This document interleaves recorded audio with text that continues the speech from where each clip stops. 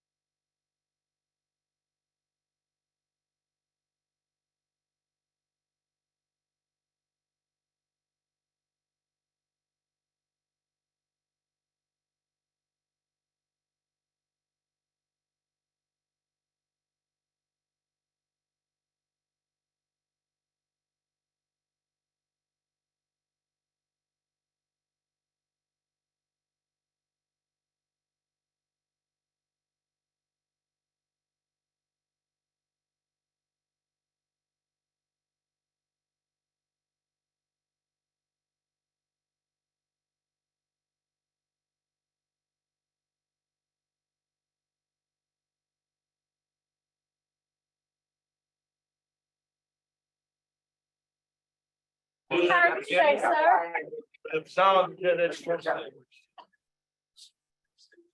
Oh, I wonder if it's gonna show up. It'll do well. Must be in the.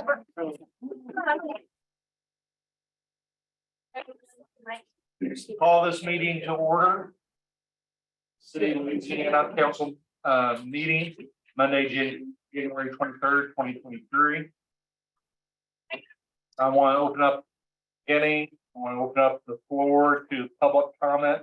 If it pertains to anything that's on the agenda tonight, you can stand before the podium and give us your name and the subject you want to talk about that's on the agenda.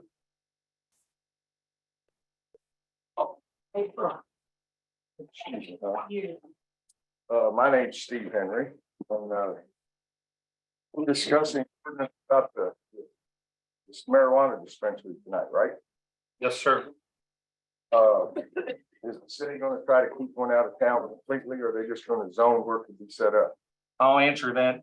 Our ordinance that's going to be reviewed tonight is copycat, word for word, basically, what the state constitution was just been passed. So I can see you wouldn't want to open up just anywhere, so I just want, a lot of people have asked me and I want to clarify. Because people shouldn't have to drive 10, 20, 30 miles to get the medication, they should be able to get it where they live. Thinks that's funny. I got thrown out last week for laughing.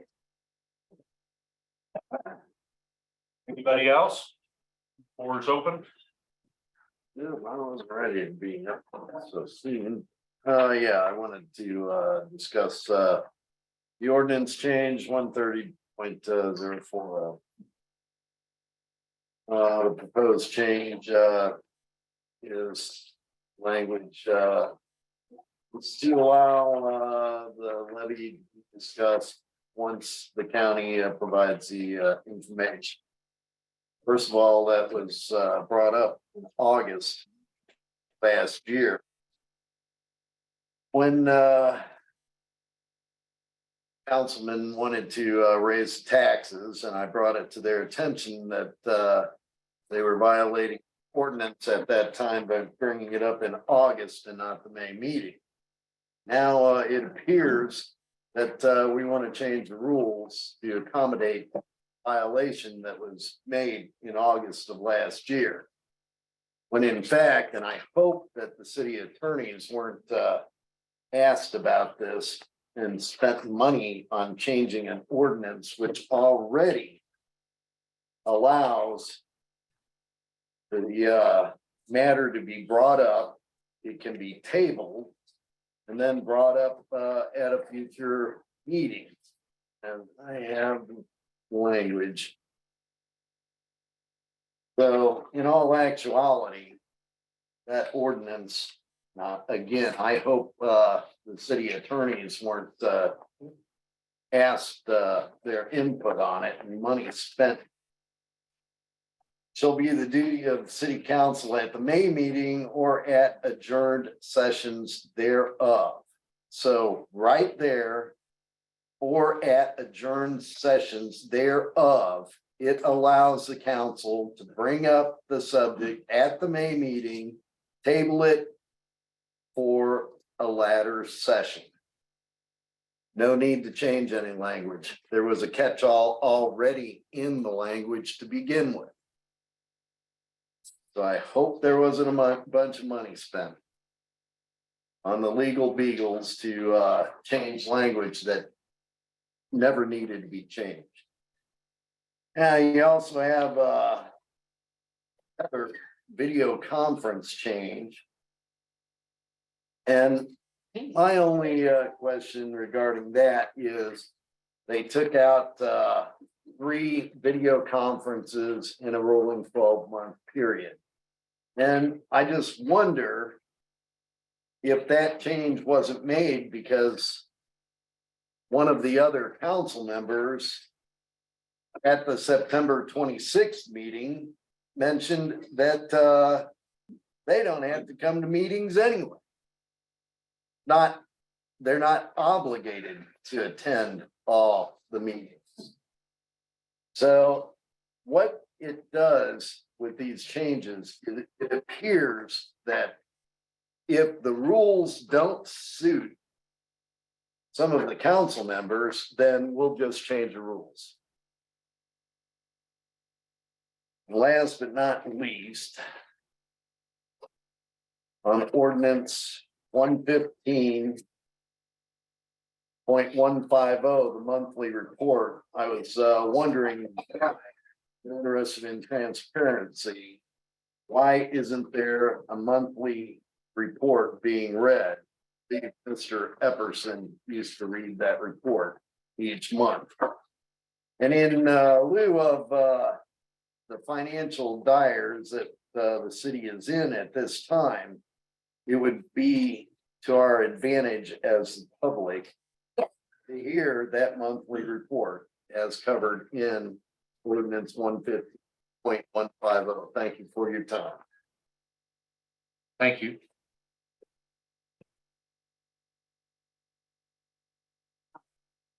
Brenda Jones, are any of our questions gonna get answered? Because that's all truth.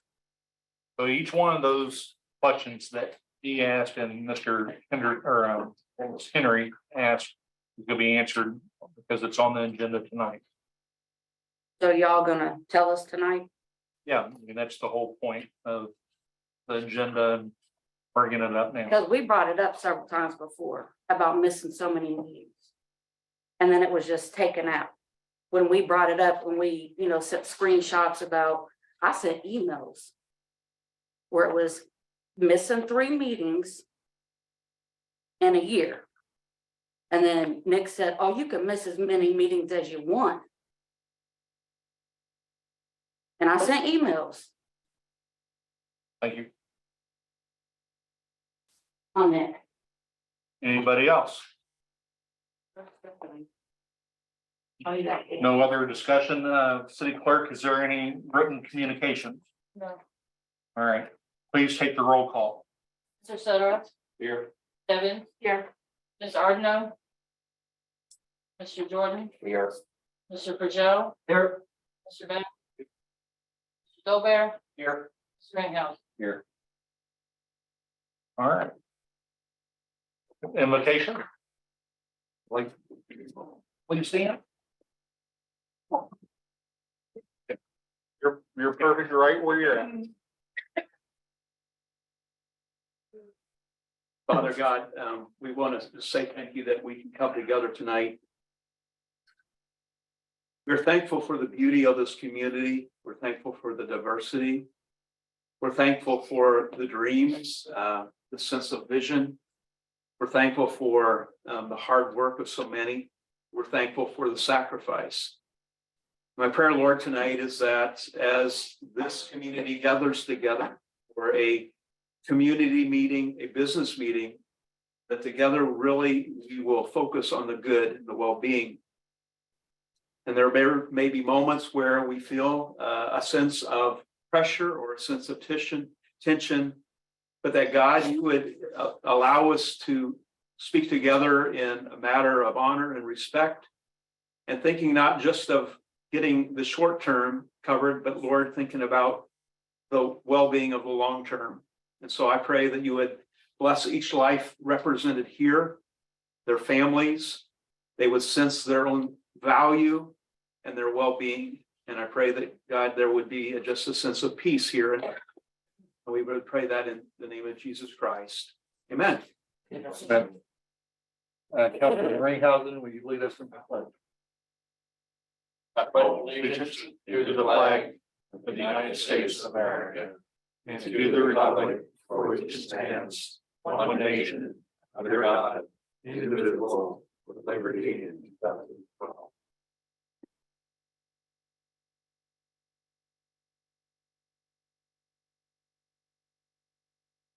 Council, are there any agenda revisions? Yes. Under miscellaneous business, including comments from the public, we have Steve Henry listed as a participant and speaker. Quite frankly, I was, even by the standards of the last 6 or 8 months, appalled by his behavior, the last council meeting, and actually the Louisiana Municipal Corporation. A woman was here trying to conduct business with the Louisiana Municipal Corporation as a volunteer for what she was wanting to do. And he was part of the actions that reduced this woman to tears. And I was the councilman that asked him to be removed. And after that meeting was over, on my way to my vehicle, he was having a conversation with another member of council. I didn't hear everything in the conversation, but I did hear him say, "I don't care if that woman dropped dead."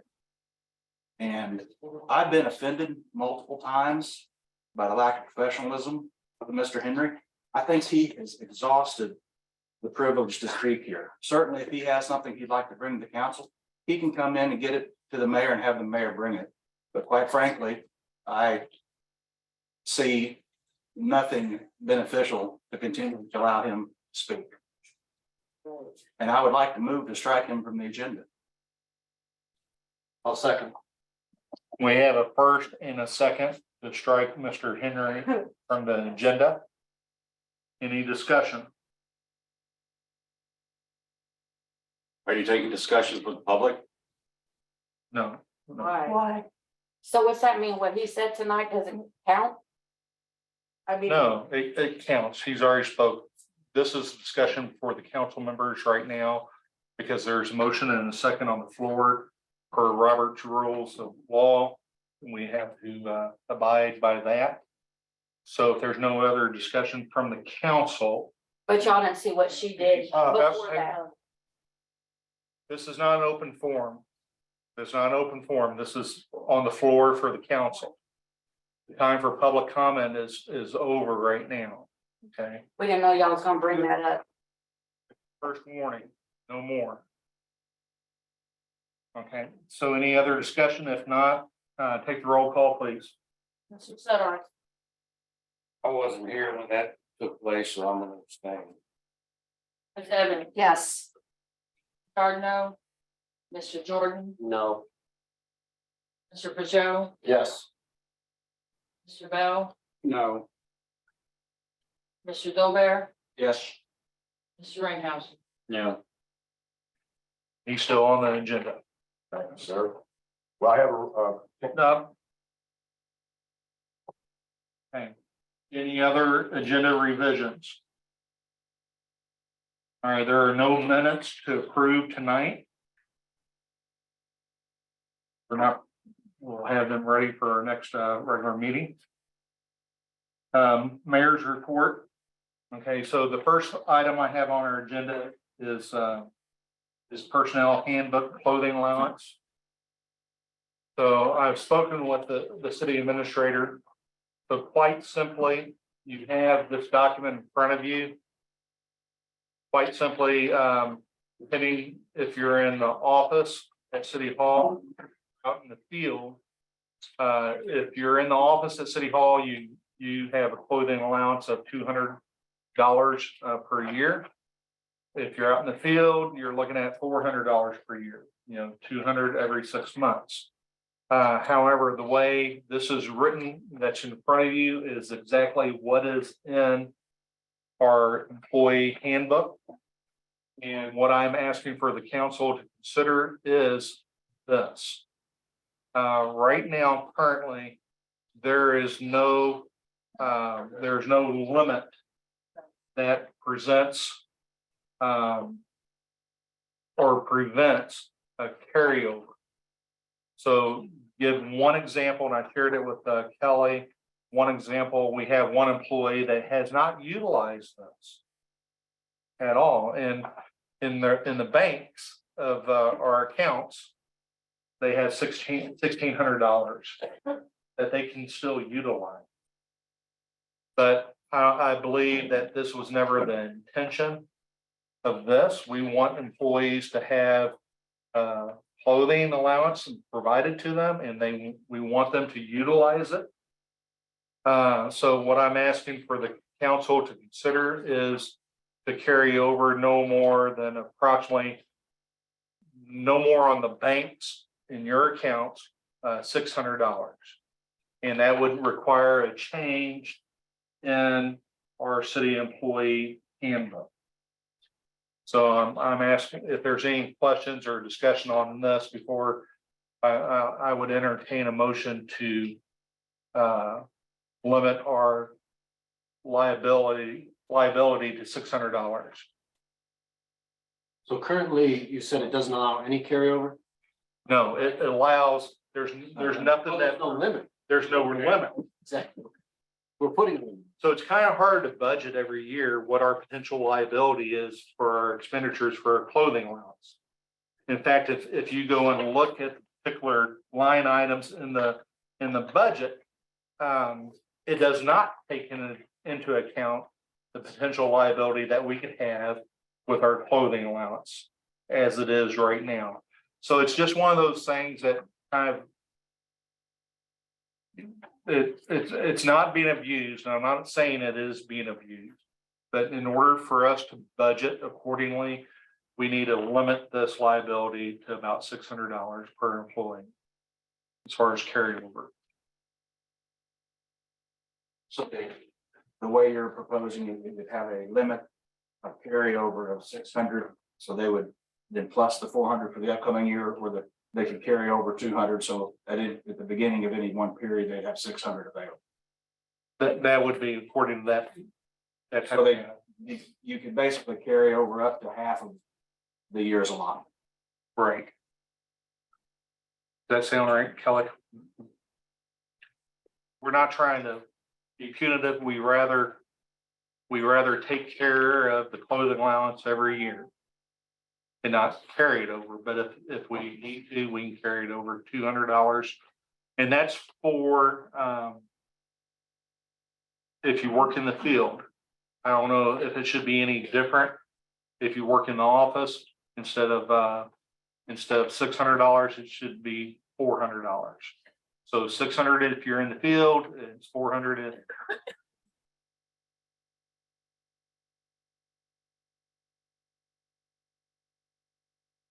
Any other questions or anything? Otherwise, I would entertain a motion to have a maximum of 600 in the field and 400 in the office as far as carryover. I just have a question. What clothing, special clothing do the office workers have? So basically, what they get is they purchase shirts with the city of Louisiana logos and so forth on that. I'll make a motion that we limit to 600 and 200. I second the motion. Can you 600 and 400 or? 600. Yeah, first with Councilman Suddarth and second with Councilman Jordan. Any discussion? Is this, so B2 says no funds will be carried over without approval from the department head and city administrator. Right. So are we dealing with a different section or am I reading that wrong? I mean, it seems to say that there's no carryover. So there is carryover, but there's no limit on the carryover. What we are asking is to limit that carryover.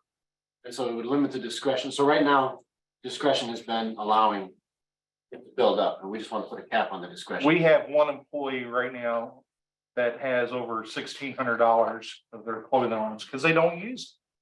But there's no way now if they put in a request and they wanted to buy $1,600 worth of clothing, there's nothing that we have in place that would prevent that from happening.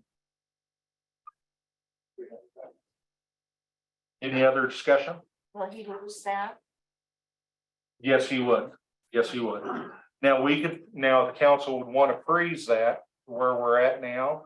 I'm not objectionable to that, but that's right now moving forward. There's not going to be any more accumulation to that for that individual. So whatever's out there would be grandfathered in, basically. I would say no, I mean, let's iron it out now because we don't need any, we don't need any confusion. I'd say we would stick with our max. 600 and 400. Unless, I mean, that's councilman's. So the rest over, if somebody's got over that limit right now, that would be put back into this general funds. Well, so it's not even budgeted for now. We don't work like that. Okay. It would go, memory, our city clerk keeps an accounting of our clothing allowance per employee and what that bank is. And so what this would do would reset anyone that's over that limit to those 600 and 400. So should we include also then authorization of where we're gonna put that, or would it automatically already go into just general funds? Well, so it's never been accounted for. But I mean, it's in the account, so the money, I knew it's over the top, it's gonna have to go somewhere. You need to authorize where that's gonna go, or is that automatically gonna go? So if you look up the line items specifically for clothing allowance in the budgets, it does not include those numbers accurately. Yes. So as far as to put it somewhere, it's nothing, but moving forward, it will allow us to accurately budget for clothing allowance, what's in the book. Yeah.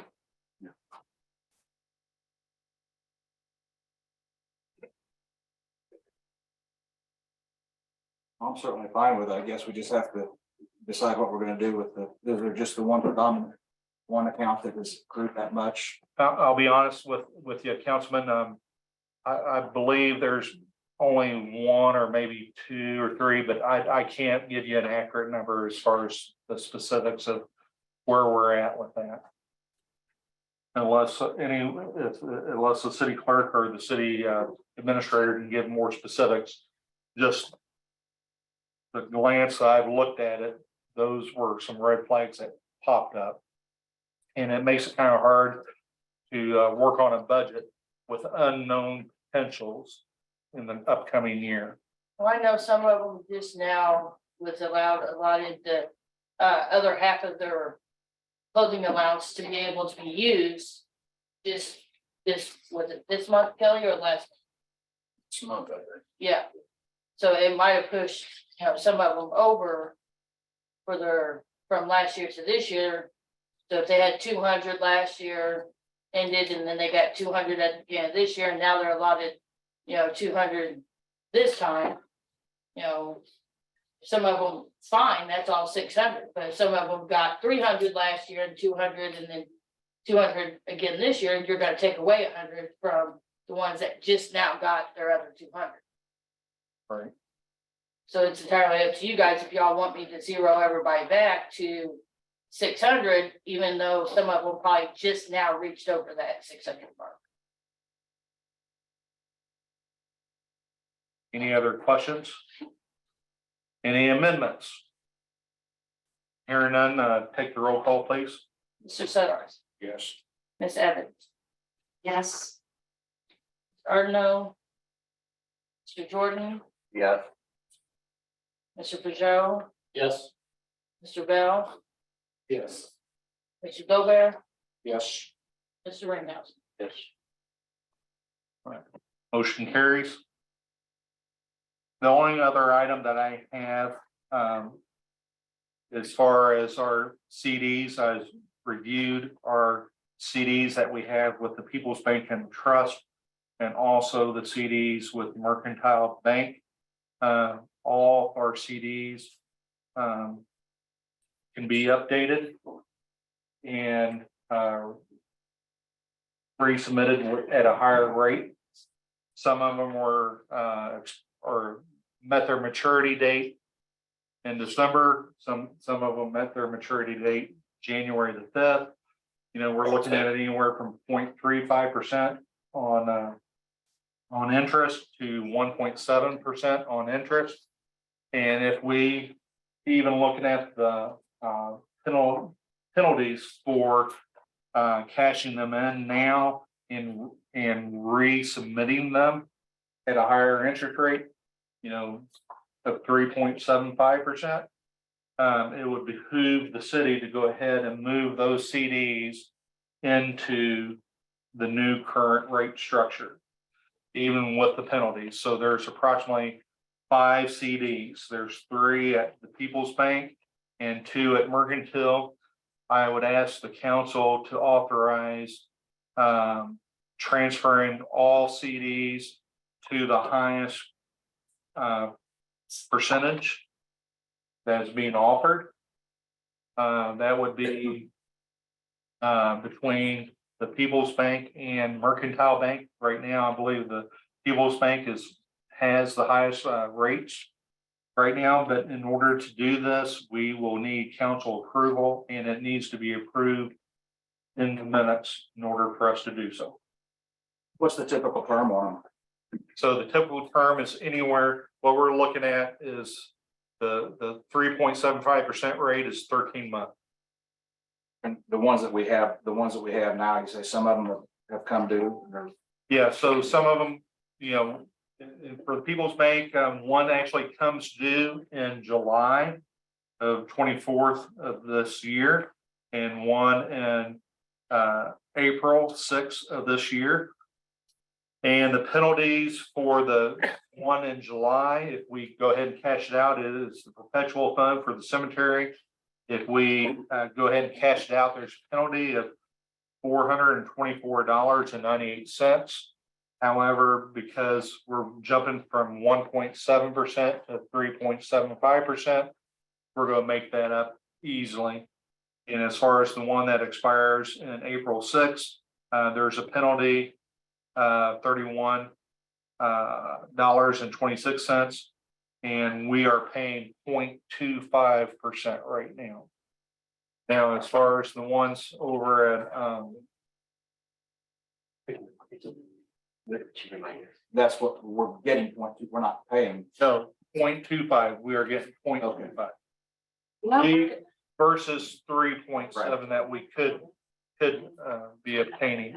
What did you say about there were some in December and some on January 5th? Yeah, and I just shuffled my papers, so I may have just messed it all up. Only, So the one for January 5th. Hold on. So there is one for January 5th, which is, a couple weeks ago now. We are currently receiving 1.25%. but when those mature, there's only a 10-day gap between that and when they roll it over. Yeah, So if you So right see now- that, yeah, on that one specifically, that I just called out, there is a $21 penalty. But again, we're doubling the interest on that, and that would overcome But it. it's rolled over and you're canceling it and immediately going into the Exactly. mercantile 374, Bank Louisiana 335. And then we have another one with Mercantile that's it matured last month. This 8, What did they roll that over to? they kept it the same, 1.25, Okay. 1.25. So we would be looking at, doubling our interest at a minimum, if not tripling on some of it. So in order to do this, in order to move these CDs and stuff, we need the council's approval in order to do that. And to indicate that in our minutes. So there's 5 accounts.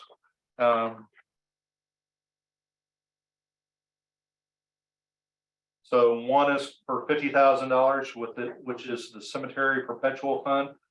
There is another one for $25,000 for Troutner perpetual cemetery funds. And then there is one for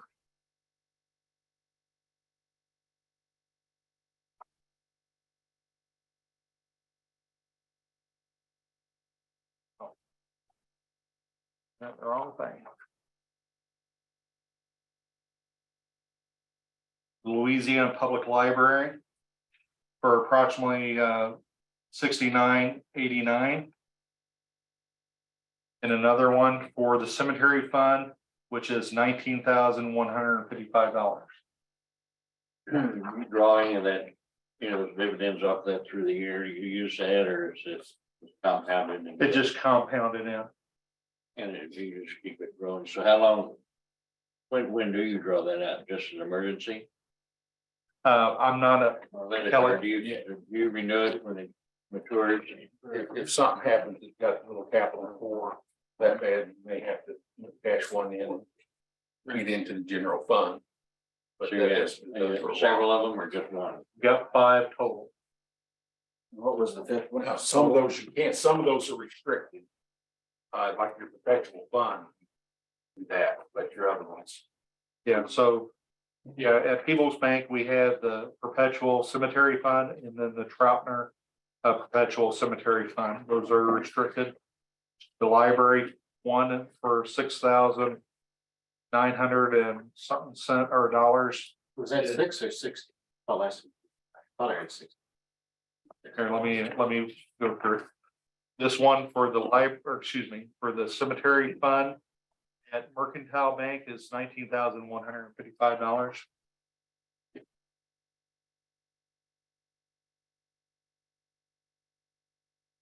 And one for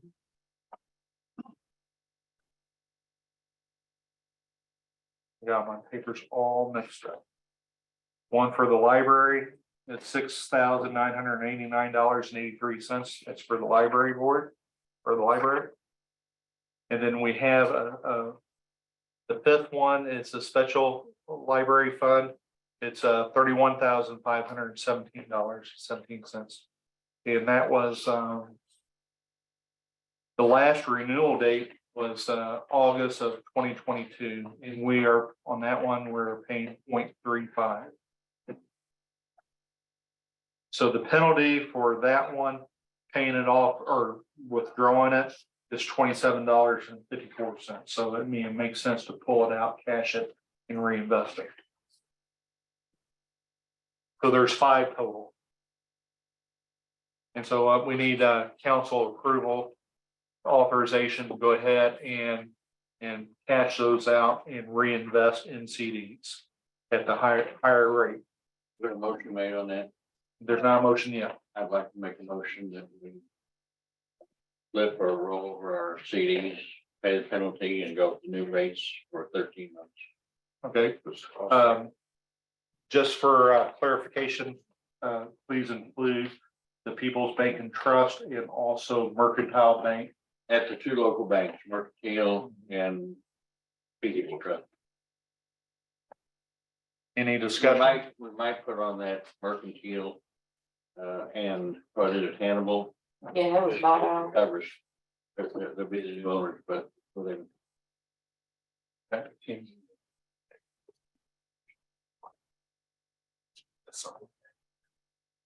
Okay, okay, we'll do that. We'll do that. So Kelly, just important, we need to just verify with the library board since two of those funds get their authorization as well. Any other discussion? Hearing none, take a roll call, please. Who's the second? Bill. Bill. Mr. Sudders, Yes. Evans, Yes. Cardinal, Mr. Gordon, Yeah. Mr. Pindell, Yes. Mr. Bell, Yes. Mr. Dober, Yes. Mr. Rayhouse. All right, motion carries. Next item on the agenda is the city administrator's report. First thing under my agenda is the mid-year budget and adjustments. You remember, you guys tabled it. I received no questions or inquiries between now and the last meeting. So I guess the question would come up for adoption. Are there any questions for the city administrator on the mid-year budget?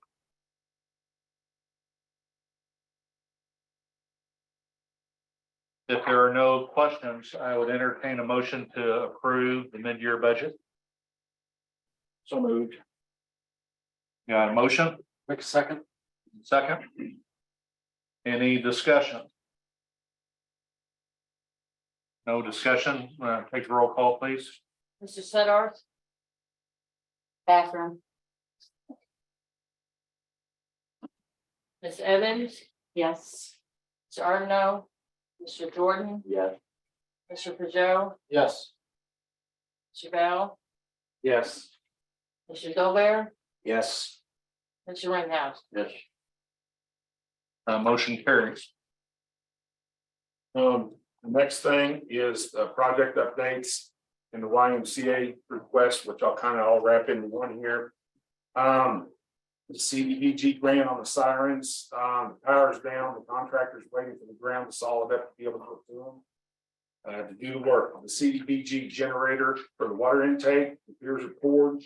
We're still searching around for a platform. We got a little time because all the parts for the generator will not be in here until around June due to the supply chain issue.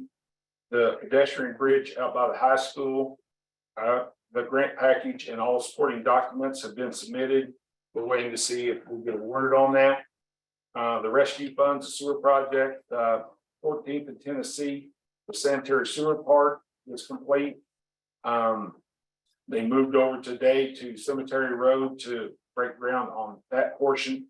They do have to come back to 14th and Tennessee because there's some storm water work that has to be done. Everybody got my email over the YMCA's request for help with that TAP grant for the sidewalks. That's everybody's pleasure, whether they think they want to help or not. I did get an email today that said that whenever they checked into it, that they will not accept in-kind work for match. So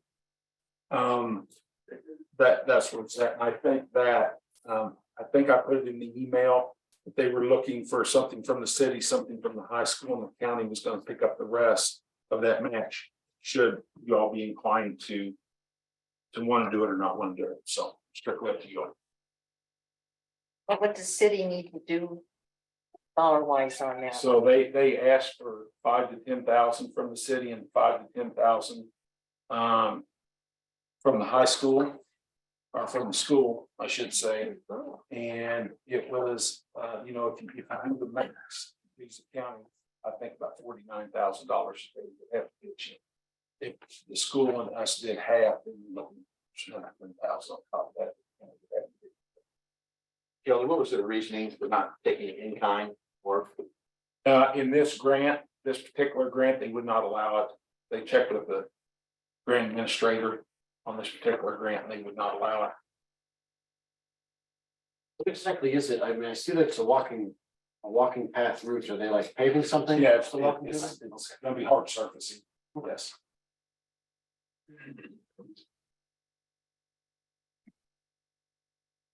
I do have any other questions on the TAP grant with the YMCA, because I was wanting to go back on something. Where are they? Is it the outside walking paths they're wanting to pave? Yes, I hope I thought I included a picture, with email. It kind of runs from, Kelly Lane down through the YMCA and then down through the high school through Georgia Street. Would they be doing this with asphalt or would they be doing this with concrete? I believe it's projected for concrete at this point.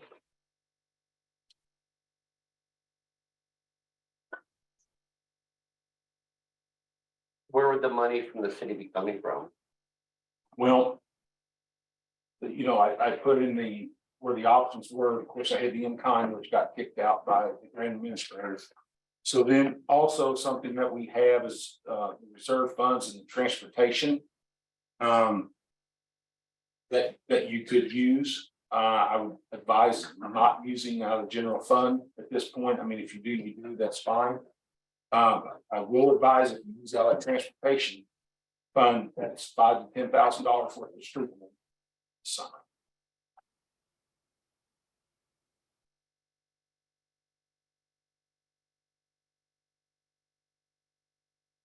Well, it's certainly a good project.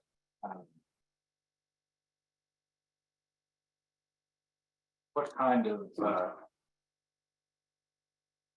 money is in the transportation reserve fund, Kelly? I do not have a current balance on it, but I know that there's enough there to meet this request. If there's enough there to meet the request for wiping out the fund though, is there excessive above that? Over the request? I'm sorry, I didn't hear that. What's that? He was asking. I was asking if 5,000 will wipe it out. Oh, no. 5 or the 10.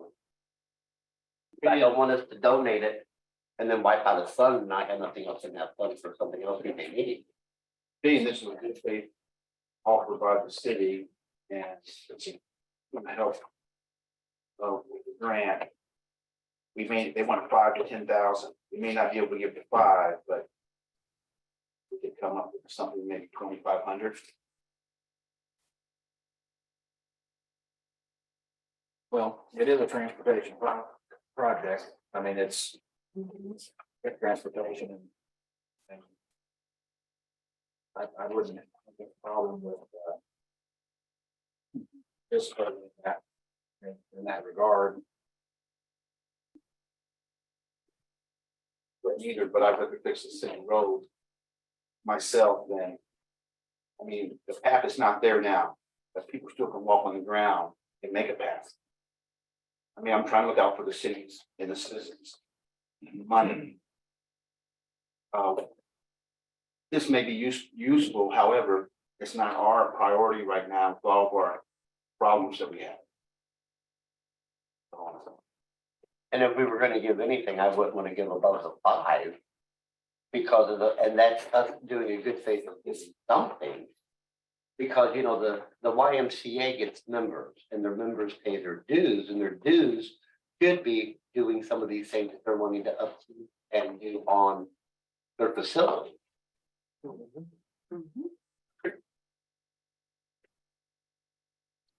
Well, I guess the question is, do we want to participate? And if so, how much? And I think it would certainly come from the transportation reserve. I would say no more than 5. I'd like to get 5, but I still think our streets are a priority over When's the deadline on this, Kelly? You know, they did not. No deadline? I kind of like it. Because I like to know what's in our account for the restricted funds. You know, I'm all for charity work, I'm all for helping others. And so that's why I said, you know, let's give, but let's not necessarily give, and I agree with the mayor on, you know, tabling it or whatever until we find out exactly what.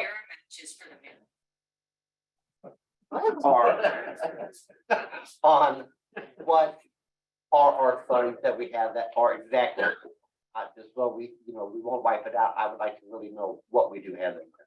Let's do that. But I think here the letter from Sean Gerald's from the Y says, we're looking for a joint effort. Before the deadline to sign and commit to initiating this project on January 31st. Don't miss that. Thank you. I think we have to get in now if we're gonna get in.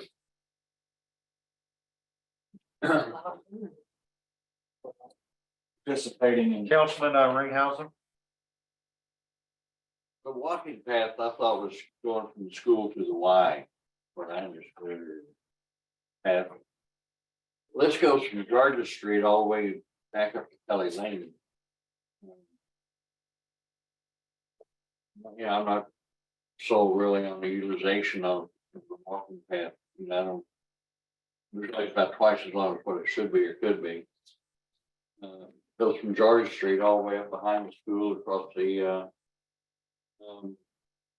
old practice football field over to the baseball field road. And right on past the Y all the way up to Kelly Lane. Just a thought. How much it is or how much it's gonna be when they're done.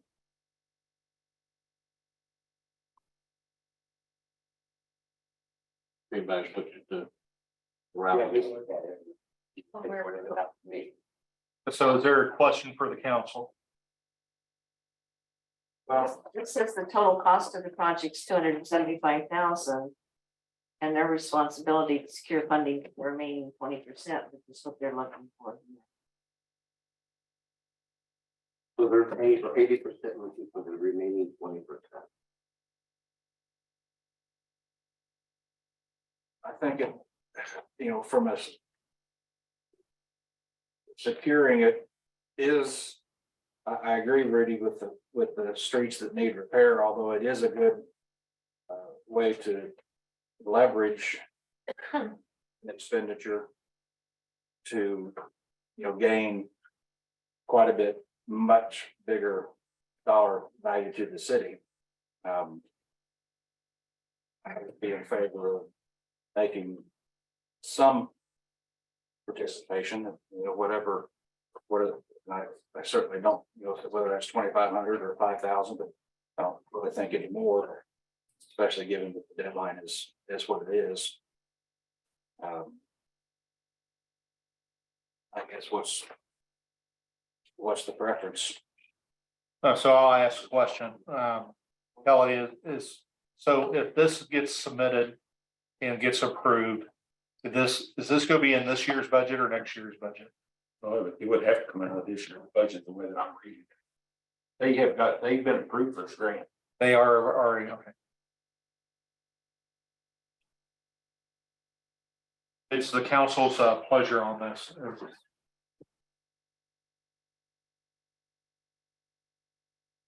I'll make a motion to contribute $5,000 from the transportation fund. I'll second it. Any discussion?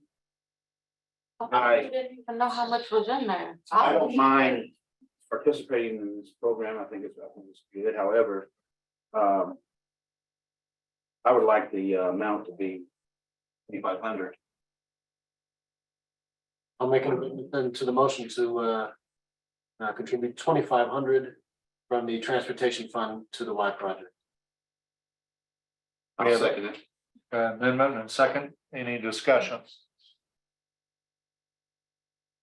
No further discussion, take a roll call, please. Mr. Sudders, Yes. Evans, Yes. Ms. Gardner, Mr. Gordon, Yes. Mr. Pajero, Yes. Mr. Bell, Yes. Mr. Dolbear. Yep. Mr. Rainhammer. Yes. Motion carries. Kelly, I had a question on that, as far as the sewer project with the American Rescue funds. Just a simple question, as far as the work that they're doing, part of the work, are they actually repaving or at least patching those areas that they are doing? It'll be, it's total repave of those areas rather than. Or total repave? Okay. Nice stage. All right, Edge says, excellent. Got anything else? Auditors report, Sorry. Kelly, yeah, auditors report. When do you want to do that? She's not here. She's online. And everybody wants to do it. She knocks out. What's her name? Sandra, Hey, Sandra, can you hear us?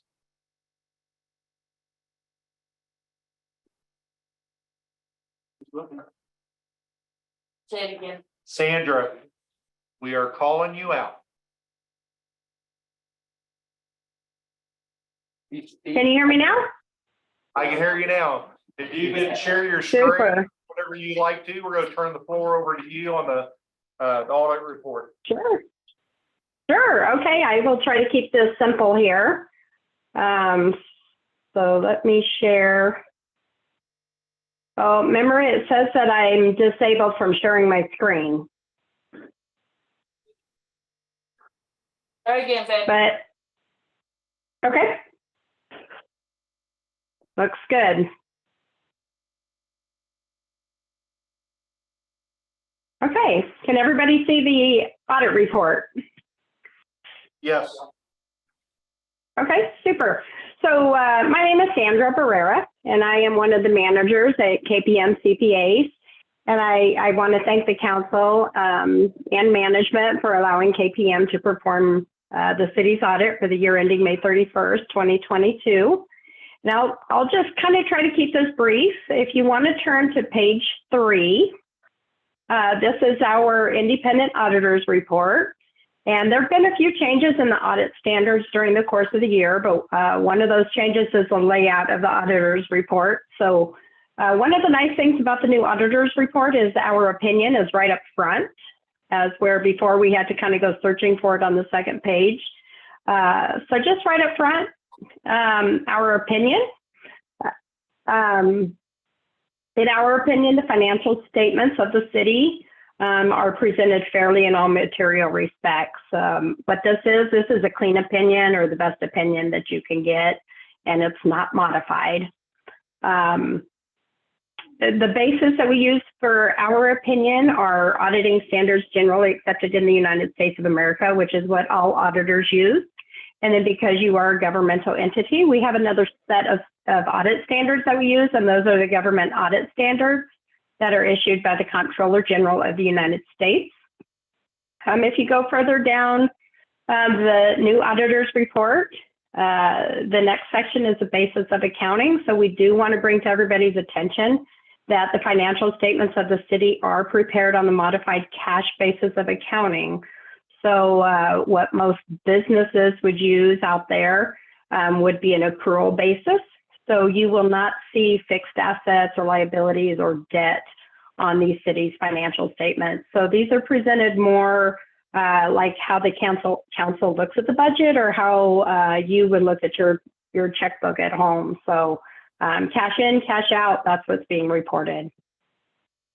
The next section of the auditor's report is the responsibilities of management for the financial statements, and then our auditor's responsibilities for the audit of the financial statements. After that, if you'd like to turn to page 8 or just follow along on the screen here. So this is a statement of assets and fund balance of the governmental funds. So the governmental funds are your general fund, library fund, and cemetery fund. And these are your tax-based revenue source funds. So for the year ending May 31st, 2022, the cash balance was $1,557,000, almost 1.6 million. Last year, the cash balance was $1,693,000, so it decreased about $135,000 from the prior year. The unrestricted portion right here went down about 6,800. And then the restricted portion went down about 128,000 in total. So of the cash balance of this 1,557,000 in cash, the unassigned unrestricted amount right down here is 656,381. So the remaining 901,000 is restricted for one reason or another. But a lot of these restrictions are solely based on the revenue source. So for instance, you know, I hear you guys talking about the TAP grant and how much is in there. So, you know, transportation sales tax is restricted to be used for transportation purposes. Stormwater sales tax is restricted to, you know, for stormwater purposes. So, so just because they're restricted, it doesn't mean that they are restricted for an explicit item. It means in general you have to use them for what their revenue source is being restricted for.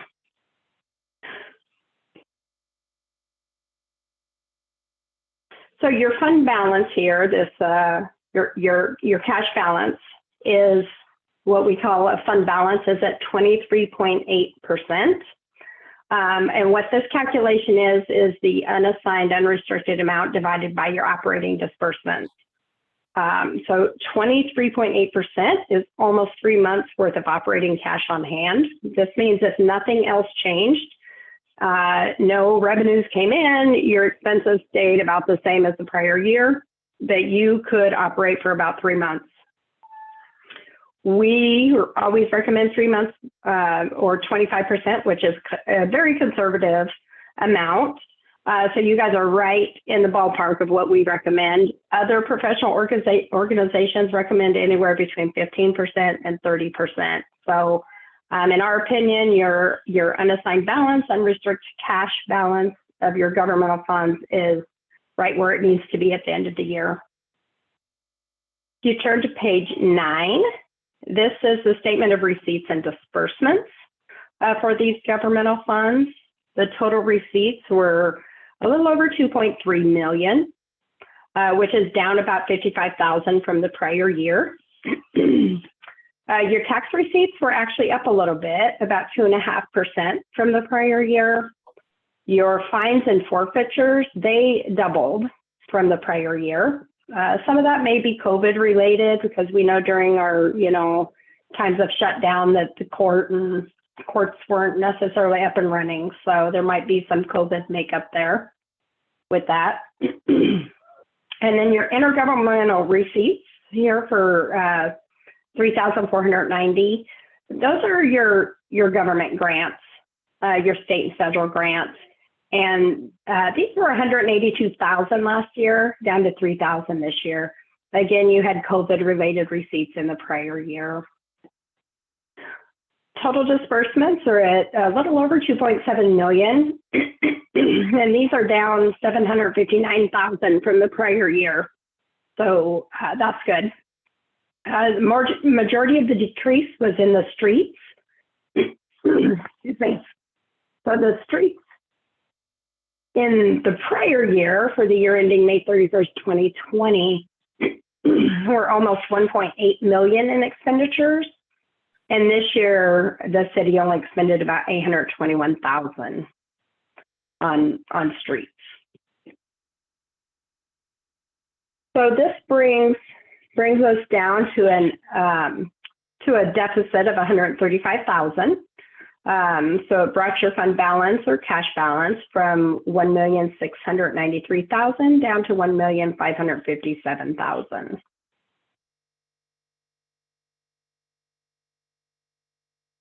You turn to page 11, we'll just kind of hit on the water sewer fund real quick.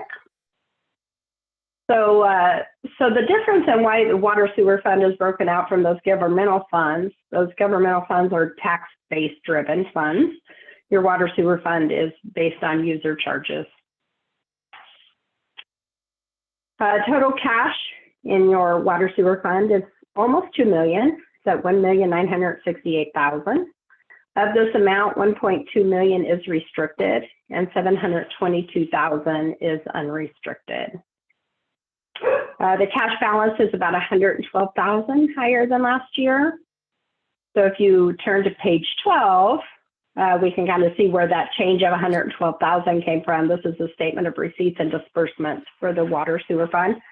Your total operating receipts were about 60,000 more from the prior year. Your charges for services were up less than 1%. They were up about 0.8%. So they held steady. Your operating disbursements were 1,369,000, which is up 96,000 from the prior year. And again, this is very steady compared to the prior year. If we look down here in our non-operating receipts and disbursements, you'll see grant receipts for 337,000. This is up from last year about 250,000, and those are the stabilization for the COVID-related grants that you received in the water sewer fund. You'll also see here that there is a little over 2 million in lease proceeds and debt service principal of 2.4 million. So the city refinanced some of their certificates of participation. So you'll see both the proceeds and the payments here. And this brings it down to that net income of 112,000, bringing your cash balance or net position up to 1,968,000. Starting on page 16, these are the notes to the financial statements, and I'm not going to go through them, but on pages 16 through 29, I do highly recommend that you look at these. Many things on the face of the financial statements are explained in more detail, such as what, I mentioned that there was, 769,000 in restricted assets in the water sewer fund. You can go to this page and see exactly why they're restricted or what they're restricted for. You can look and see what your future debt payments are. So I do recommend that you look at these footnotes, but I am not going to go through them. In addition to the audit, there were a couple of letters that came with the audit. So the first letter, these are for management and council. This first letter, it kind of has this #1 basis of accounting on the front page. And these are recommendations. We had no material findings in your audit based on our tests that we conducted. But we do have some recommendations to just bring to your attention. So the first one is the basis of accounting. We have this one every year. The city does report on a modified cash basis of accounting. We just want to make sure that you know this. If you do, and we have no problem with you reporting on the modified cash basis, we kind of like it. But just to be aware that sometimes when you're applying for bonds or certificates of participation, there may be language requiring you to report on the accrual basis. And this is something that could be negotiated with your underwriters. So just watch for that. The second recommendation is your water and sewer fund cash balances. Again, it's just a recommendation. It's not a finding. Your fund balance increased by 112,000. We just want to tell you to keep monitoring it because there has been, some cash issues with your water sewer fund. And just because it increased to 112,000, we do want you to be aware that the city has in the water sewer fund 264,486 of ARPA funds on hand that are required to be spent on the COVID related spending. And then as part of that cash balance, you also have 50,780 in unspent lease proceeds. So there could be some skewing there with that cash balance increasing. We have another recommendation about budgetary compliance. So state statutes state that expenditures cannot exceed the budget. So during the year, or at the end of the year, expenditures actually did exceed the budget. So we just recommend that you amend the budget during the year and certainly at the end of the year to just maintain compliance with state statutes. Our fourth recommendation is to just be aware of and look at the new accounting standards. So the GASB, which is a governmental accounting standards, which is the accounting standards that the city follows, has a few accounting standards that will affect the city. The first one is GASB Statement 87 on leases, and the second one is GASB Statement 96, which is on subscription-based information technology arrangements, which are basically software programs that you have a right to use. And I can work with memory on that. It's just really a matter of documenting everything that you make routine payments to, and then identifying if it is a lease or a SEBITA or whether it is not. And then the final recommendation is about cybersecurity and IT controls. Again, it's just best practice. It's not because we found anything that the city did or didn't do. We're just putting it out there that cyber attacks are on the rise. They've been on the rise for many years, but we see cities and we see governmental entities. It happens to them. You know, I just had a city that had a check washing scheme. I had another governmental entity that, you know, they got an email from the mayor asking to, you know, take the city card down and buy gift cards. So, which it was not a legit email. You know, and these systems are getting hacked into. So we're just recommending to look at your IT, look at your cybersecurity breach, make sure you communicate with your employees, make sure you get with your IT professionals to protect the city's assets.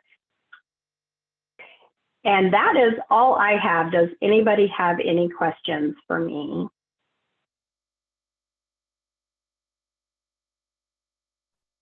Any questions for Sandra? Thank you. You're welcome. You guys have a good evening. All right. Next on the agenda is the police chief report. Have a good one.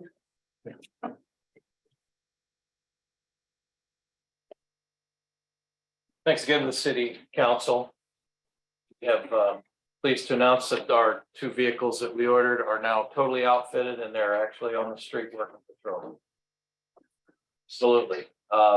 They're very impressive vehicles. I've already heard a couple comments. People are well pleased and feel that we're going the right direction. And that's the angle that I've wanted since the beginning. Mr. Mayor, did you receive the, so I put in your mailbox? Yeah. Okay. Do you want And I haven't passed them. Okay, so you want to wait on that? Yes. Okay, all right. Obviously, we're limited on arrests. The 2 people that we've hired wanted to say goodbye to their old work, and they should be starting this week. I've talked to our detective. He's ready to come to work. The other officer is also. So hopefully it will be on the street very shortly, and that will really help. Obviously, way far from what we need, but at least it'll get us to where we can start covering nights. Received a call last night at my house, and fortunately, Officer Waplehorse was there. I called him, and he responded in really good time. There was someone who appeared to be on several self-medications, and they refused to leave the 2 stores, which is Fast Lane and Airco. They were in Fast Lane. Officer Waplehorse met them there, had them removed. They walked right over to Airco, where he followed them and told them to leave there too. There was not a further problem.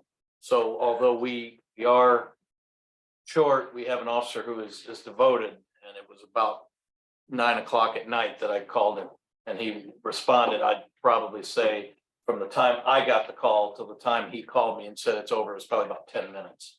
So his response time had to be about 5 minutes. Well, he said, I'm not dressed. And I said, more information I need to know, just let me know when the call is over. And he did. Like I said, it was about 10 or 15 minutes. So that was quite a job in getting dressed and responding. So I'd like to thank him very much for that. All right, everything else, there's things I'm going to be presenting. I'll hold that till I believe the police committee be the first to hear about it. So if there's no questions, let's see, council. Any questions for the chief? Thank you, chief. Thanks.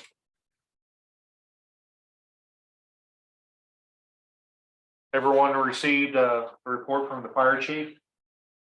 Alrighty. These are last year's numbers.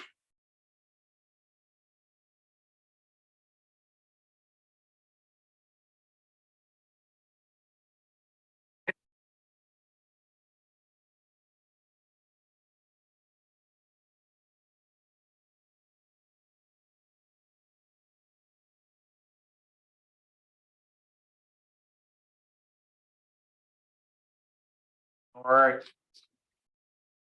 Hearing none, any questions on the fire chief's report? Council committee reports. I know we forewent the committee meetings this month. However, I'll go through and ask if there's anything for the infrastructure, ground, streets, and sidewalk committees.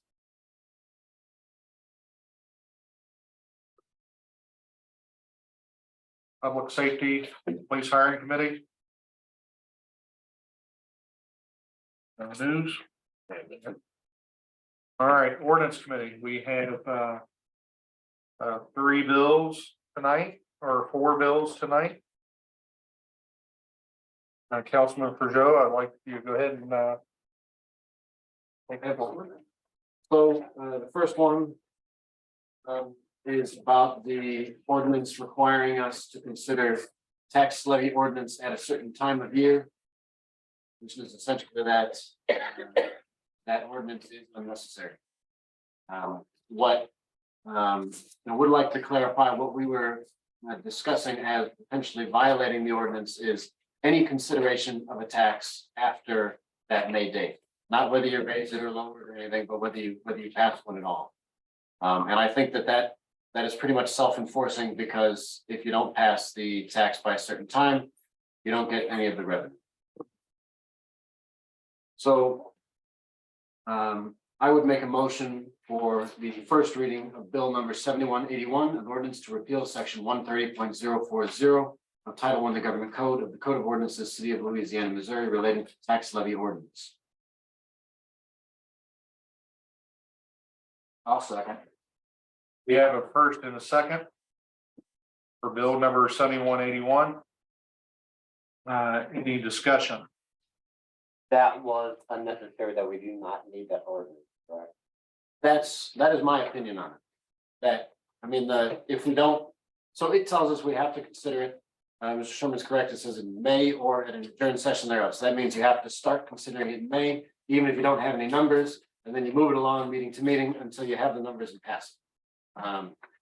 And so we haven't even been getting the numbers until, I believe, August, the last number of years from the county. And so I believe that is why we didn't consider it in May. We just didn't have any numbers to consider. And so we passed it immediately in August when we had the numbers, in order to make sure to make the September deadline. But if you don't make the September deadline, what happens is you don't get tax revenue, property tax revenue that year. So to me, it doesn't seem necessary to have the extra municipal ordinance requirement in addition to the financial penalty that you bear if you didn't pass one. And I should note that the 2 bills under this section should be 81 and 82. Those are alternatives. So there's a second alternative allowing that we change it and receive that we would consider the tax at the first regular meeting after receiving updated assessment information from county officials. That would be an alternative. I still think it's essentially unnecessary because this financially enforces itself. So I got a couple questions. Yep. 71 81. City attorneys, have y'all reviewed this bill, 71 81? Yes, in the packet and when it was before the ordinance committee previously, we just saw it in the packets. No issues with 71 81, it'd be in compliance with state statutes?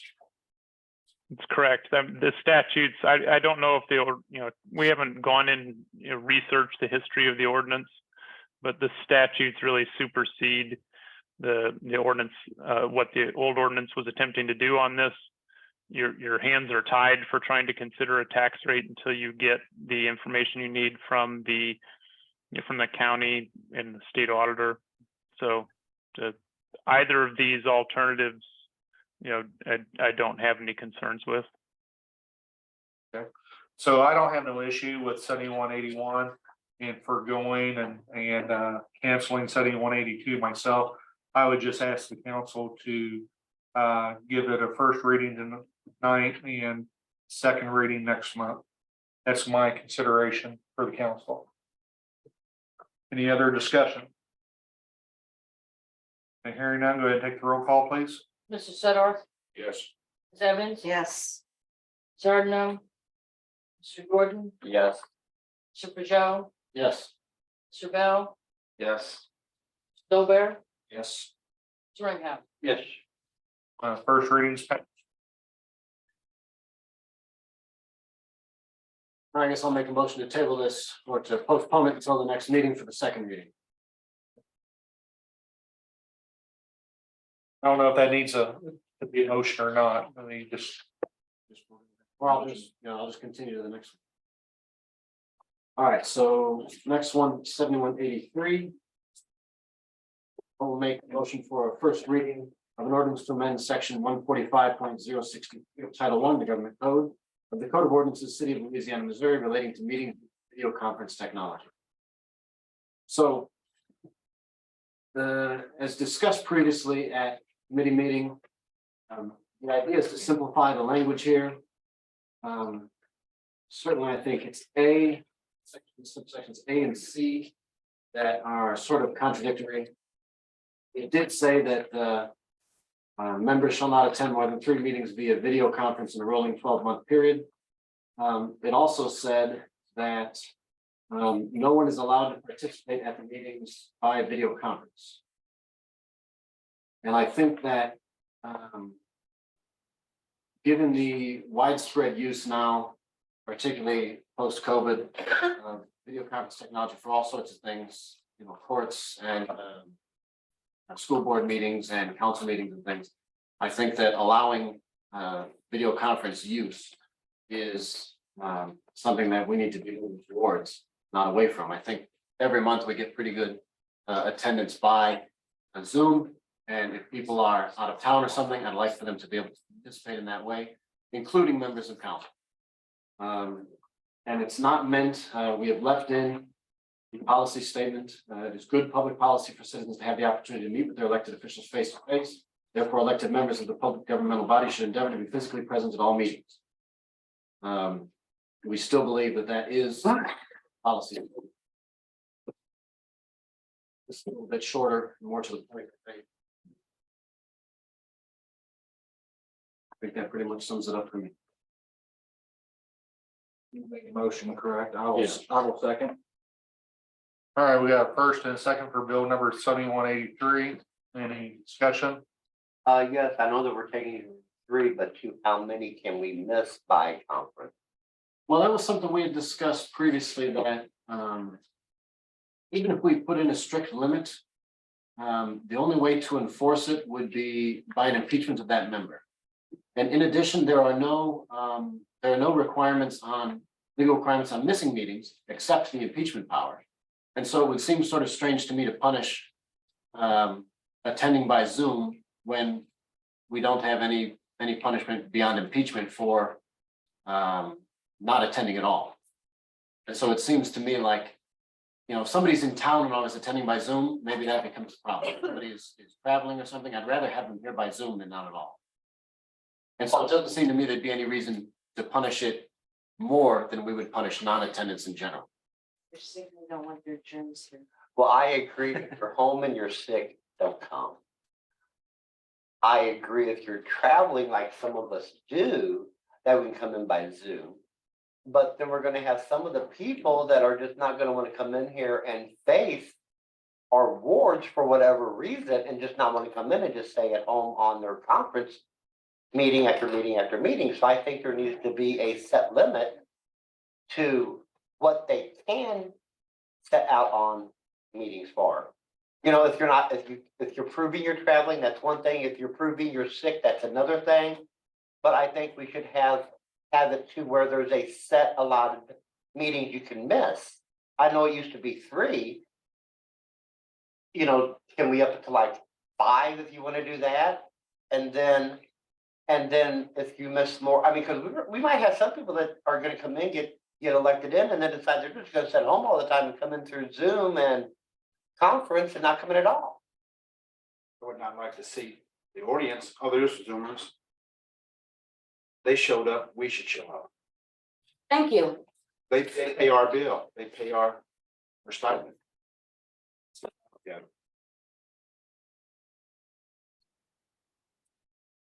So, I'm in agreement because there's probably about 3 or 4 things in this. You know, I mean, I understand reasoning as far as the conference, I believe you should be able to utilize the Zoom and so forth. But there's also the issue as far as attendance, as far as council members attending whenever they can attend. And also, another concern that I'm really, and I apologize now because quite frankly, I haven't really focused a lot on this ordinance, so there's other things.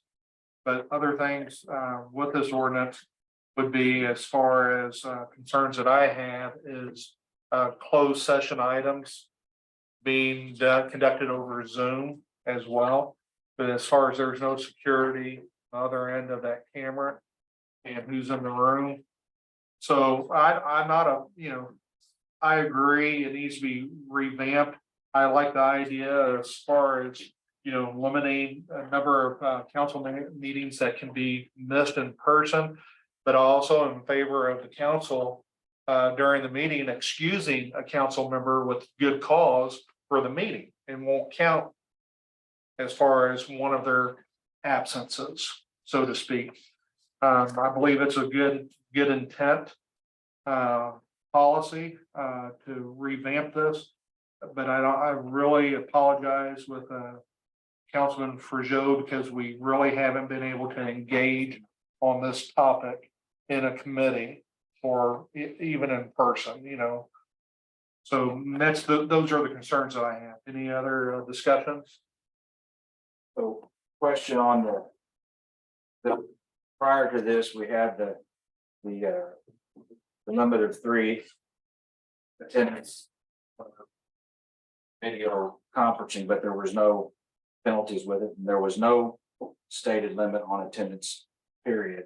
So then under any of the circumstance, correct me if I'm wrong, Nick, that if whether this council or council 10 years from now, if there's an issue, wouldn't they then have to address that on a case-by-case basis? I don't think And that, can they, I mean, I guess if somebody just, starts bagging it, can the council then deal with that on an individual case-by-case basis? I don't know that an ordinance would give any extra power to do so. But It might, and I guess that's my question. What power is there now for the council to self-police?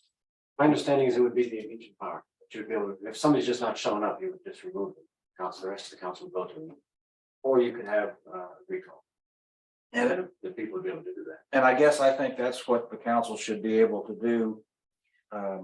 Rather than setting a specific limit. Because you never know, as anything the last couple of years shows, you never know exactly what situation is going to arise.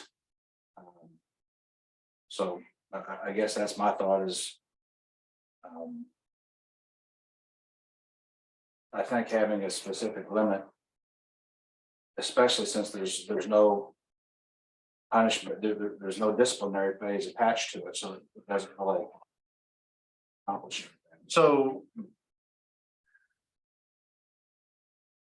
Anyone else? Can speak? Well, could we not put a attachment on there that, okay, we're getting paid to be here. We're getting paid to represent our wards. So if we don't show up and we don't attend, don't get paid for that meeting. If you don't go to work, you don't get your pay for the day. And is this not a job? Might be possible. That might have a similar effect to removal. That's, So Councilman Nover, for Joe, I really love the idea as far as the audience being able to participate in the Zoom and in the discussion where we don't really have that in our ordinance now. But I'm also, I kind of personal preference and opinion is if we do certain limits, we say that we can't utilize that as an extra leverage towards an impeachment process. I would argue that we can, but the city attorneys are online right now. If we have an ordinance and there's a clear violation of that ordinance, that would be grounds for an impeachment. And I'll turn the floor over to the city attorneys on their opinion on that. Well, the council can certainly establish its own rules of conduct. And this, would fall into that category. And if there are then violations that can be potentially grounds for moving forward with articles of impeachment, that raises the typical due process concern, notice, opportunity to cure and then opportunity to be heard. So doesn't mean it would be an immediate action, but that kind of thing could be done. And as to the comment earlier about affecting compensation, just remind you that, of course, under the Missouri Constitution, any compensation changes that you make positively or negatively for current elected officials only apply to future terms, not current ones. So it doesn't mean you can't do it. It just means that it would begin to affect new members after they are elected, or current members if they're reelected for future terms. Any other questions? We do have a motion and a second for bill number 7183. Hearing no other discussions. well, we're gonna make any amendments to the motion. I was gonna say, is there a number that people would like to put in as a matter of policy? Is there a specific number? I know, Robert, you had said 5. That make you feel more comfortable with it if we put in as a matter of the policy statement that 5? Well, I had said 5, but I just heard Rudy here say 3. He wants it to stay at 3. If it's not broke, don't fix it. See. So the big thing that I was brought up is that the big thing that I like about it is opening it up to whoever's on Zoom to interact with council, where we don't have that now.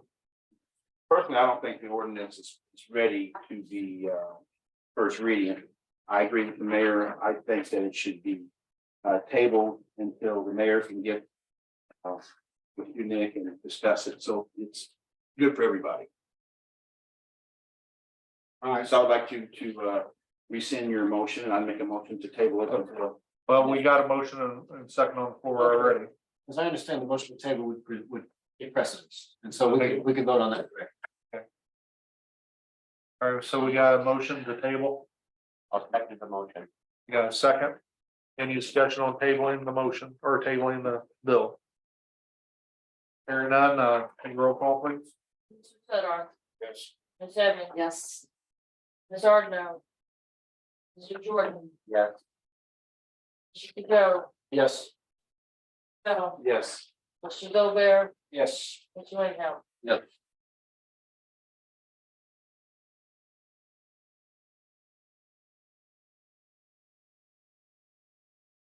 Last one is 70. That one is actually not ready for action tonight. I had it on so that we'd be able to discuss it, but I would like to clarify, Steve Henry had asked about whether this would prohibit, this would not. I believe that cities can prohibit marijuana facilities within a town, but I believe that has to be done by a vote. I didn't look that up for tonight. That's what I recall anyway. This ordinance is just, we had concern about leaving the lens floor covering of B1 zone, as I recall, right? Allowing that to continue forward as a B1, I think it was. Well, because it was grandfathered in, and so we were changing it to the chair of P and Z is telling me that that's. Yeah, it was grandfathered in. Only for that business. Yes, for that property. For that one site. So, and so there was a concern about what type of business would be coming in there. And Yeah, it was, I'm sorry, Yeah, just a point of clarification. It was residential at first, but there was an exception made to that business, which I think was there already, so they kind of worked around it. and so before acting on this language comes directly from what the new constitutional provision provides. But we need to go through planning and zoning first. So we will get that done and then be able to bring it back. Lindy, was there anything else that needed to be added on this one? I was just going to clarify if this was currently on the planning and zoning hearing that's scheduled for the 13th. If not, I think it certainly could be added. I think there's enough time. Oh, point of order. This has already been brought and had a hearing, a public hearing, and the recommendation from the planning and zoning was to allow the property to go to, correct me if I'm wrong, members, B2, B1. Oh, B1. B1. So that is brought to the council. The council heard during the public hearing from the Ministerial Alliance and different citizens concerns about specifically the marijuana dispensary, how far away they can be from the schools and from the churches. Right. So at that point, the council tabled this until we could resolve and research the marijuana issue for the dispensaries. And under the Constitution, correct me if I'm wrong, it's about 1,000 feet, which I believe alleviated the concerns of those that were at the public hearing. So I would point the question back to the council. It's up to the council tonight or at a future meeting to either go ahead and allow the property to be rezoned for B1. So if we need to amend the agenda to do that, I apologize that it's not in here in black and white. Or we can table till next month. So we didn't put that issue on because my understanding was that we were going to do this before making that change. If we can vote on that, I don't know, because we didn't notice that specifically. To accept that change, but I mean, we could do that first and then complete this later. I mean, it's under the Constitution right now, so it's not like anybody could do anything. You have a revolution. Yeah. So it's the council's pleasure. So I know the owners of the property had made a request. Make recommendations, and we've given our due diligence as far as questions from the citizens and the individuals and such for the zoning issues with the marijuana dispensary and whether it's liquor or whatever it is. There are constitutional laws that kind of prevent that from happening. So it's council's pleasure if you want to bring it up for a vote, or if you want to wait till next month. It's up to you all. Can we, since it's not on the agenda, Lindy, can we bring it up? Act on the recommendation of the P and Z? Yeah, I mean, I was just going to chime in on that. I do think that could be an issue under the Sunshine Law. You have to post your tentative agenda and specific action items like that, particularly that have the potential of affecting third-party rights are, something that, you should have posted as part of the agenda in advance. Let's just deal with the next time around. We'll do that. Ready to have a motion, deal with this one then? So we can. You said we wouldn't, want to bring it to. You want to bring. Did I bring it make for a- discussion? Oh, yes, I'm sorry, we didn't have. No motion. Yes, It move on. kinda- There was it no kinda motion. slid down to it. Yes. Moving on with the agenda, anything from the Economic Development Tourism Committee? We have nothing. Anything from the Housing, Health, Senior Services and Disadvantaged Committee? Nope. Community and Employee Relations Committee? Nothing that I'm aware of.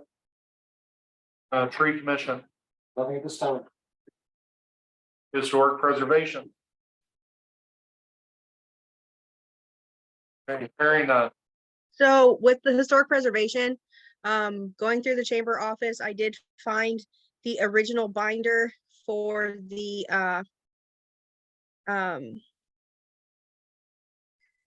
sorry, the billboards that had been brought up with Bill Suddarth. Jody Reese had been asking about those. We did find the binder for those. So if anybody wants any questions about who started that program, who painted those murals and everything, all that is available with memory now. If anybody wants to look into it, dig deeper, or act on that in any way, shape, or form, that is available now to the council and to the public. Thank you, Councilwoman Ardno. Any old business?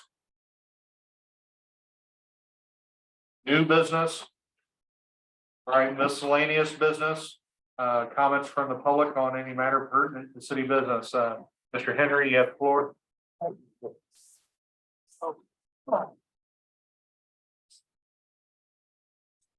Yes, I would have brought this up the first time I spoke, if I knew I could. I appreciate you not having me thrown out of the meeting before I had a chance to defend myself. Last week I was thrown, or last month I was thrown out of the council meeting for laughing at someone. Well, the whole story was upstairs, she was sticking her camera in my face, calling me names, bringing up my past criminal record, like nobody in this town knows about my criminal, everybody knows about my criminal record. Trying to instigate an argument, got away from her, she followed her. Wait a minute. Hold on just a second. So let's stick it to city business and how it pertains, how we conduct our business. I come down here after the last of the meeting. Nick's mom requested to speak. She got up and asked if the city would transfer funds from a account that the city has to approve before she can spend to an account where she don't have to ask the city's approval and just write checks on. She was told several times, no. She was told why. She talked way past 3 minutes. Nobody give her a time thing. And then when she finally did sit down, I asked to speak. I got up and stated, I didn't think, well, before I could even say anything, I said a few words. She interrupted and started hollering at me and hollering at everybody at the council. She wasn't told to be quiet. She wasn't given a first warning. I sit here for about 5 minutes. They seen it on the TVs at home. Why was she given special privilege? And then when I finally did get to speak, I stated no one should be given access to an account unless the city council approves any checks written on it. She jumped up and started yelling at me and talking to me and interrupting me. She wasn't given no warning. She wasn't escorted out of the council meeting. When everybody was told to leave so they'd have a closed session, she hid in the bathroom and was listening to everything going on in the hallway. I told Des about it. She come down, caught her in the bathroom. I went and told the police chief. He caught her up and you can hear everything going on in the hallway out there. She said she didn't hear, but she had to go upstairs. Then she said she didn't know. She used to be a council member. She knew. Wasn't nothing said to her about hiding in the bathroom, listening to a closed council meeting. It was just okay and fine and dandy. So why does she get to listen to a closed council meeting, not be escorted out of the building like I would have been, interrupt me before I could even get talking, and then sit there and kept interrupting and then kept interrupting. And then she acted like she was a victim and she was throwing a fit because she didn't get her way and didn't get an account she could write checks on. I had to laugh. Because I'd seen her upstairs sticking her phone in everybody's face trying to pick a fight with them. She was trying to pick a fight with Des in the hallway out here before she come in and spoke. So why was I escorted out of the building? Mr. Hitter, Nancy Evans. Mr. Hitter. No, let me finish. Just let me, so before we change the subject, one of the things I'd like to work on is I hear your concern, and it's not that I'm not turning a deaf ear to it at all. But what I'd like to get with the interaction with the public and with the council is I'd like to get to the point that we come up with solutions along with the problems. So if we got a problem, I also would like to entertain what a potential solution is or recommendations for this council to do. So if you can direct us what we need to do. So I'm just trying to defend myself. I was thrown out for laughing at her, right? That was why I was thrown out. He said, throw him out. Nick said, get him out of here. And she said, oh, where'd she go? Bathroom. Yeah, convenient. And then she said, get him out of here. Now, I've been up here more times than I can count. And Nancy Evans has laughed so loud that people around here could hear in the hallway. People sitting here shaking their heads. She's laughed at me more times than I can count, cackled so loud before I've spoke, during my speaking, and after I've spoke. There's been other people get up here and speak, and she sit there and laughed at her. Tonight, when I got up here to speak the first time, she was sitting there laughing at me. Why wasn't she given a warning? Is she going to be escorted out of council meetings now for doing that? I mean, that's what I want to know. Then he wants to bring up and have me thrown out of council meeting. For what? My private thoughts out on the street? So I got them thoughts about a lot of people on this council. So let me. So I just want to know, can you get barred out of the council meeting for voicing your verbal thoughts out on the street? So let me come back to this because it'll apply to everyone. I'm not focusing it towards you. I'm applying not only to the audience, but also to the council members. One of the things that it's hard coming in new, but we are working on decorum and upholding decorum. And we've had a rough road over the last 6-7 months. You probably had it over the last 9 years. 10 years, but it don't change overnight. And what we got to do is get to a point to where we can exchange each other's thoughts and communicate and work on these issues and the solutions with it. Now, we do have a new decorum, and we do have a sergeant of arms. And each one of us individually as an audience member or a council member needs to uphold decorum and hold each other up to that standard. So emotions will raise and rise. They've been trying to throw me out of this council meeting for 9 years, looking for excuses. I have not given one. I've not lost my temper. They've badgered me. They've harassed me. They refused to let me speak for no reason. I apologize that I just want to know, is it going to go back to when Kathy Smith was mayor, Nick, Calm down. Rodney, and so Nancy Evans going to run the city? we hear you, but it is a two-way street, and I'm not pointing blame at you or any audience or any council member, but that is something that we are Well, working. when she laughs at people, is she going to be given a warning, or is she going to be escorted out of the council meeting? There will not be any preferential treatment, so. Well, she laughed at me earlier tonight when I got up here and spoke, sit there and snickering and laughing. What's the difference? And the people see, you seen her, didn't you? You seen her laughing when I stood up here. I just want to know how come the rules apply to some people. Oh, and as far as volunteering, I didn't see none of y'all down at the riverfront. We was cleaning up all the logs and the crap down there for about 4 hours. The only ones I seen was me, him, and Anthony Burst. Everybody else was standing around with their fingers up their butts talking. Steve. Appreciate it. Steve, Thank you. yeah. All right, Steve, calm down. Mike Sherman. So the CPA's audit, I know that they had, I guess, for lack of better terms, disclaimer regarding internal audits. It appears that that audit did not have an internal audit. In fact, I believe there hasn't been an internal audit for 2 years now. I was just curious as to why there hasn't been an internal audit. That's a good question. I do not have the answer for that right now. We will be looking at doing internal audits moving forward.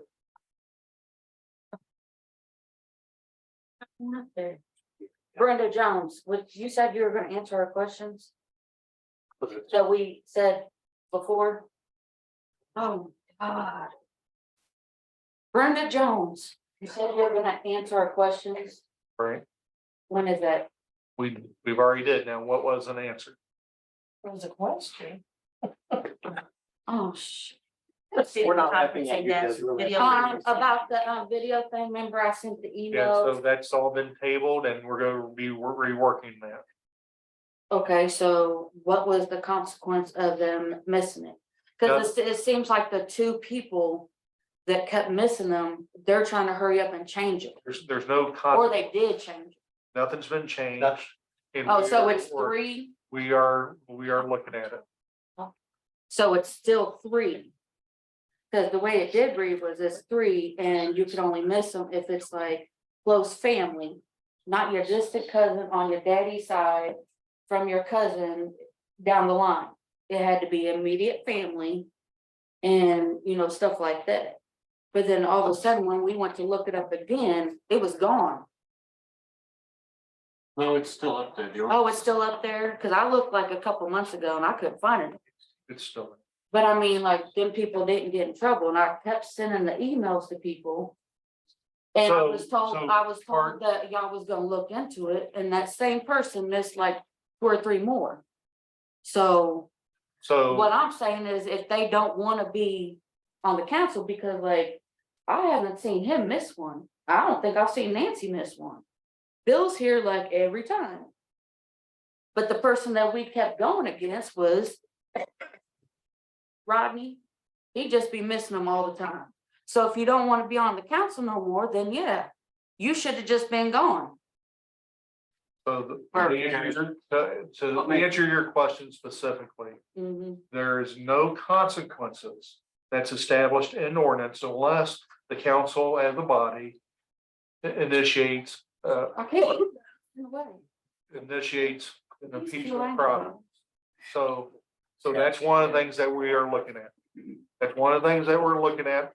But the reason why, because there was no call for it, even though you may personally have a call for it. There was no call from the council for it. So the only thing that as a citizen has is their ward members and their vote. So. I know, but you see, we still would get mad. And I sent those emails like I understand, 12 years ago. I understand. So this should have been brought up like 11 years ago. All right, thank you. Mr. Phillips? Hi.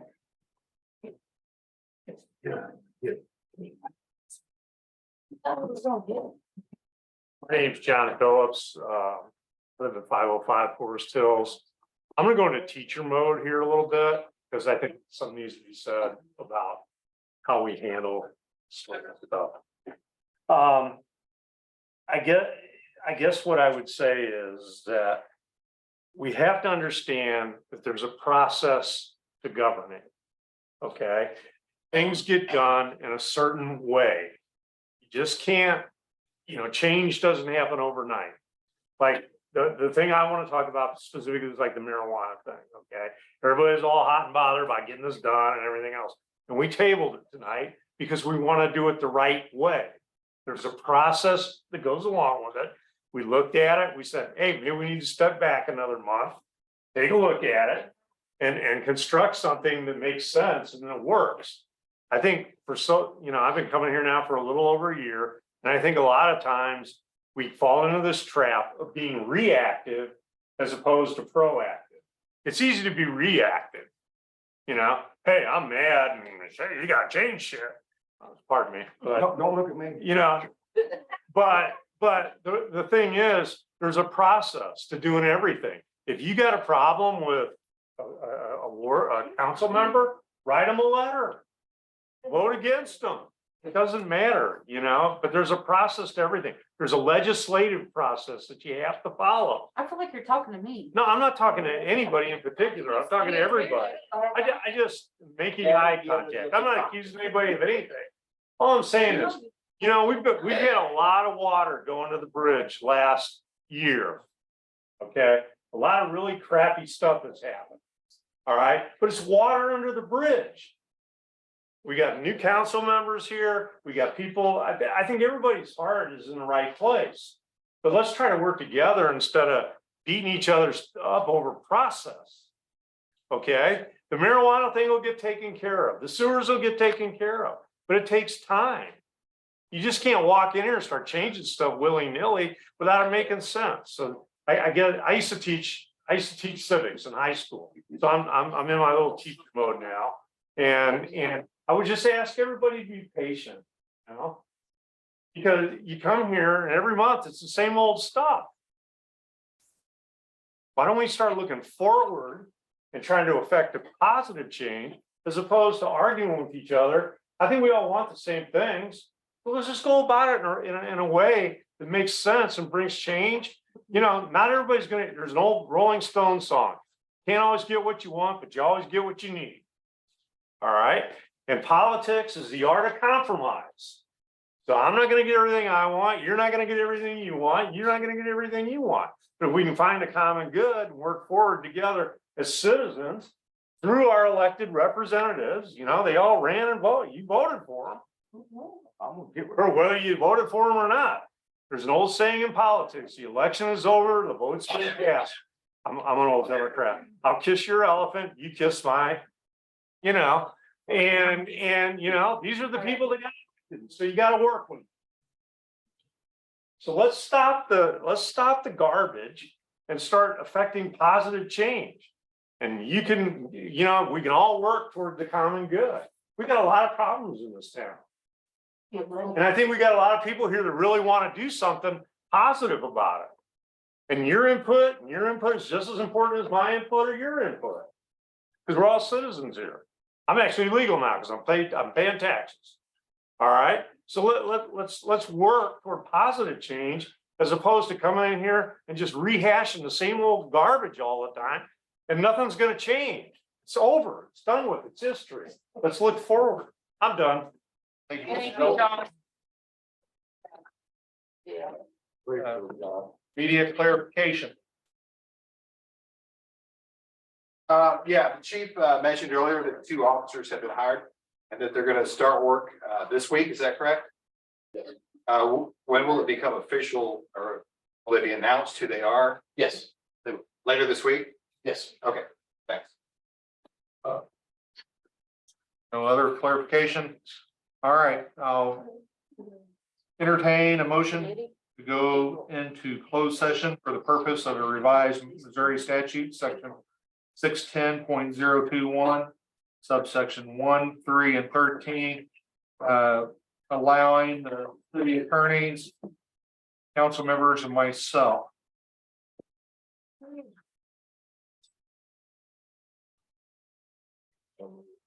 First, What, Kim? yes, do council member, yeah, Teresa? yeah, that'd be fine. Got a first, Second. you got a second, any discussion? I'm gonna take the roll call, please. First. People first. No. Bill? Yeah, thank you. No, it's. Mr. Sutter, Yes. Debbie? Yes. Ms. Arden, Yes. Mr. Jordan, Yes. Joe? Yes. Mr. Bell, Yes. Gobert, Yes. Springhouse. All right, we'll take a 5-minute recess. We can open. Yeah. Close. Oh. Oh, yeah.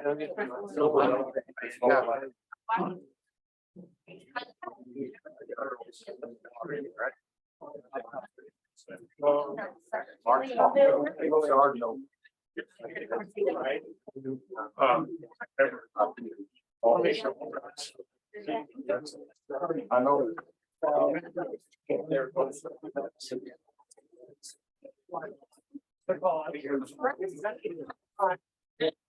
Yeah, I don't want.